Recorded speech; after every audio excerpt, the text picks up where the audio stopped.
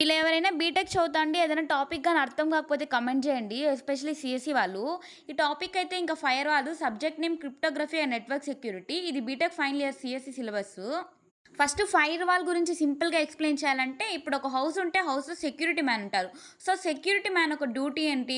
Unknown పర్సన్స్‌ని ఇంట్లోపలికి allow చేయొచ్చా? అలో చేయకూడదా? అని చెప్పి ఎట్లయితే వర్క్ చేస్తారో, సేమ్ ఇక్కడ ఫైర్ వాల్ కూడా ఏం చేస్తుందంటే, ఇన్‌కమింగ్ అండ్ ఔట్ గోయింగ్ ట్రాఫిక్‌ని మానిటర్ చేస్తుంది. వాటి ప్రీ డిఫైన్డ్ రూల్స్‌ని బేస్ చేసుకొని, ఒక సెక్యూరిటీ గార్డ్ లాగా వర్క్ చేస్తుంది. ఇప్పుడు ఇన్‌కమింగ్ ట్రాఫిక్‌ని అలో చేయాలా? అలో చేయకూడదా? అని చెప్పి 3 మెసేజ్‌నైతే డిస్‌ప్లే చేస్తుంది. అవేమంటే యాక్సెప్ట్, రిజెక్ట్, డ్రాప్ అని చెప్పి.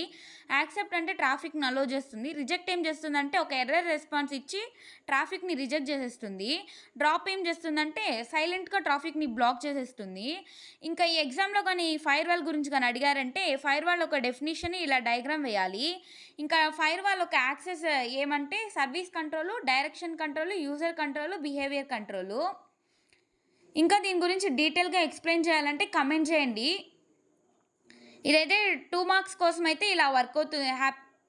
2 మార్క్స్ కోసమైతే ఇలా రాయండి. డెఫినిషన్ దానికొక డయాగ్రామ్ వేస్తే చాలు. ఒకవేళ 10 మార్క్స్ గాని అడిగారంటే ఫైర్‌వాల్ ఒక డెఫినిషను, డయాగ్రాము, దానొక importance, characteristics, types of firewalls explain చేయాల్సుంటుంది.